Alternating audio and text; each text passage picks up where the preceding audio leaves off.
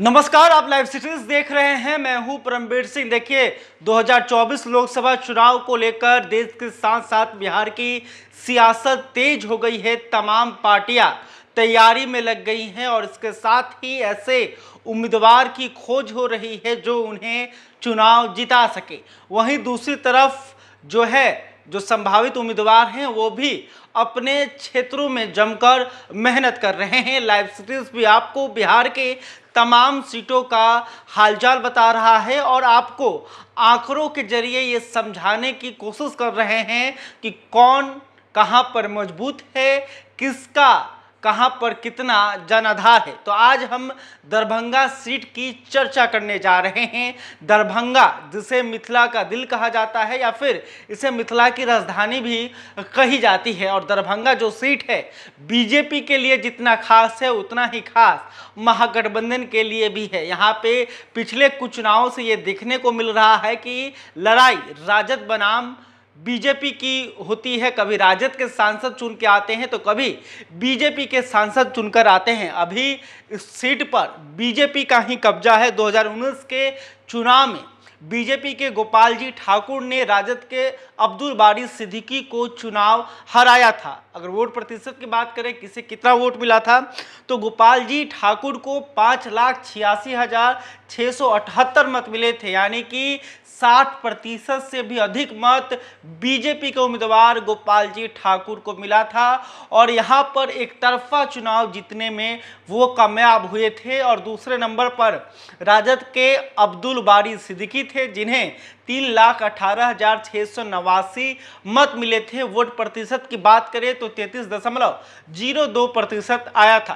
तीसरे नंबर पर निर्दलीय सगुनी राय थे, जिन्हें 13,774 मत मिले थे। और यहां से गोपाल जी ठाकुर बीजेपी के उम्मीदवार 2,67,989 मतों से चुनाव जीतने में कामयाब हुए थे।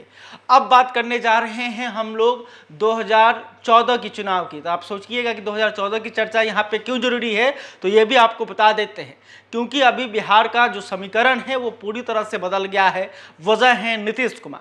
क्योंकि जब 2019 के लोकसभा चुनाव के समय नीतीश कुमार की पार्टी जदयू बीजेपी के साथ थी, लेकिन अब जदयू जो है वो महागठबंधन में शामिल हो गई है। नीतीश कुमार और लालू प्रसाद यादव एक साथ हो गए हैं और पहली बार ऐसा होने जा रहा है कि लोकसभा चुनाव में लालू प्रसाद यादव और नीतीश कुमार मिलकर बीजेपी से टकराएंगे। तो इसलिए 2014 के परिणाम को देखना होगा, क्योंकि 2014 के चुनाव में नीतीश कुमार की पार्टी जदयू जो है अकेले चुनाव लड़ रही थी। एक तरफ आरजेडी और कांग्रेस का गठबंधन था, तो दूसरी तरफ एनडीए थी और इधर अकेले नीतीश कुमार की पार्टी चुनाव लड़ रही थी। अगर 2014 की बात करें तो 2014 में यहाँ से बीजेपी के कीर्ति आजाद चुनाव जीते थे। जी हाँ, वही कीर्ति आजाद जो अभी कांग्रेस में शामिल हैं। उस वक्त वो बीजेपी के उम्मीदवार थे और यहाँ से इन्होंने चुनाव को जीता था। कीर्ति आजाद को 3,14,949 मत मिले थे। वोट प्रतिशत की बात करें तो 37.98% जो है वोट कीर्ति आजाद को आया था। वहीं दूसरे नंबर पर आरजेडी के उम्मीदवार मोहम्मद अली अशरफ फातमी थे, जिन्हें 2,79,906 मत मिला था। वोट प्रतिशत की बात करें तो 33.75% है, यानी कि यहाँ पे जीत का अंतर अधिक नहीं था। अगर तीसरे नंबर की बात करें तो यहाँ पर जदयू के उम्मीदवार संजय कुमार झा हैं, जो अभी बिहार सरकार के मंत्री हैं। इन्हें 1,04,494 मत आया था। तो देखिए, कीर्ति आजाद जो कि बीजेपी के उम्मीदवार थे, यहाँ पर करीब 50,000 से चुनाव जीतने में कामयाब हुए थे। वहीं दूसरे नंबर पर आरजेडी के मोहम्मद अली अशरफ फातमी थे। वहीं तीसरे नंबर पर जदयू के संजय झा थे, जिन्हें 1 लाख से अधिक मत आया था। लेकिन अगर अब जो है आरजेडी और जदयू एक साथ आ गई हैं, यानी कि आरजेडी का वोट बैंक जदयू का वोट बैंक यहाँ पर नहीं बिखरता है, तो बीजेपी को मुश्किल हो सकती है। आरजेडी अगर जदयू का वोट 2014 के चुनाव में अगर एक साथ रहता तो फिर इनके उम्मीदवार की जीत होती। लेकिन अब जो है गठबंधन हो चुका है और देखना होगा कि 2024 के चुनाव में क्या नीतीश कुमार का जो वोट बैंक है वो महागठबंधन के साथ रहेगा, या जो आरजेडी का वोट बैंक है वो क्या महागठबंधन में अगर साथ रहता है, तो फिर यहाँ पे चुनाव काफ़ी दिलचस्प होने जा रहा है। अब बात करते हैं कि आखिर दरभंगा के विधानसभा क्षेत्रों का क्या हाल है, विधानसभा में कौन पार्टी मजबूत है, कौन गठबंधन मजबूत है। तो बात करते हैं, दरभंगा में 6 विधानसभा सीटें हैं, सभी दरभंगा डिस्ट्रिक्ट में ही आती हैं और दरभंगा लोकसभा क्षेत्र की ये 6 सीटें हैं। गौराबरम से स्वर्णा सिंह जो कि बीजेपी के विधायक हैं, बेनीपुर से विनय कुमार चौधरी ये जदयू के विधायक हैं, अलीनगर से मिश्री लाल यादव ये भी बीजेपी के विधायक हैं और दरभंगा ग्रामीण से ललित कुमार यादव ये आरजेडी के विधायक हैं, दरभंगा से संजय सरावगी जो कि बीजेपी के विधायक हैं और बहादुरपुर से मदन सहनी ये जदयू के विधायक हैं। तो यहाँ पर महागठबंधन और एनडीए बराबर नज़र आ रही हैं, 3 विधायक एनडीए के पास है, वहीं 3 विधायक महागठबंधन के पास है। तो देखिए 2024 का चुनाव दरभंगा का इंटरेस्टिंग होने जा रहा है। और बिहार की बात हो रही है तो यहाँ पे जातीय समीकरण की भी चर्चा कर लेते हैं कि आखिर दरभंगा में किस जाति की कितनी वोट है और कौन सी जाति जो है यहाँ पर किसी को हरा सकती है, जिता सकती है।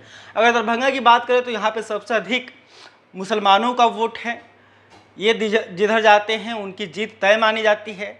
दूसरे नंबर पर ब्राह्मण हैं, इनकी भी संख्या बहुत अच्छी खासी है, ये भी जीत हार तय करते रहे हैं।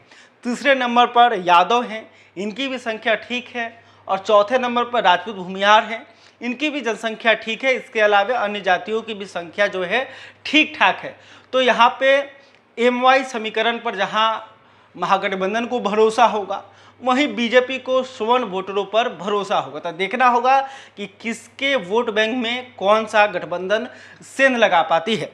और ये भी बता दें कि अभी सीट शेयरिंग का मामला नहीं हुआ है, यानी कि कौन सी पार्टी कहां से चुनाव लड़ेगी ये तय नहीं हो पाया है। और महागठबंधन में दरभंगा सीट को लेकर खूब चर्चा हो रही है क्योंकि यहां से जदयू के उम्मीदवार भी चुनाव लड़ना चाहते हैं और राजद के उम्मीदवार भी चुनाव लड़ना चाहते हैं। तो इसलिए आरजेडी भी इस सीट पर दावा कर रही है क्योंकि वो यहां से चुनाव लड़ती रही है। इसके अलावा जदयू भी इस सीट पर दावेदारी ठोक रही है। तो देखना होगा कि महागठबंधन में यह सीट किसके खाते में जाती है। वहीं एनडीए की तरफ से यह तय माना जा रहा है कि यहाँ से बीजेपी ही चुनाव लड़ेगी क्योंकि पिछले कई चुनावों से बीजेपी के उम्मीदवार यहाँ चुनाव लड़ते रहे हैं, जीत भी हासिल करते रहे हैं। कृति आजाद झा जो है वो बीजेपी से सांसद रहे हैं, गोपाल जी ठाकुर भी यहाँ से सांसद रहे हैं। तो देखना होगा कि 2024 के रन में कौन किसको मात देता है और कौन पार्टी यहाँ से चुनाव लड़ती है, इसके लिए आपको अभी इंतजार करना पड़ेगा। बहरहाल अभी तक आपने हमारे चैनल को सब्सक्राइब नहीं किया, तुरंत कर ले। इस खबर को लेकर, इस सीट को लेकर आप क्या सोचते हैं कमेंट करके बता सकते हैं। वीडियो फेसबुक पर देख रहे हैं तो हमारे पेज को भी लाइक कर ले। बहुत बहुत धन्यवाद।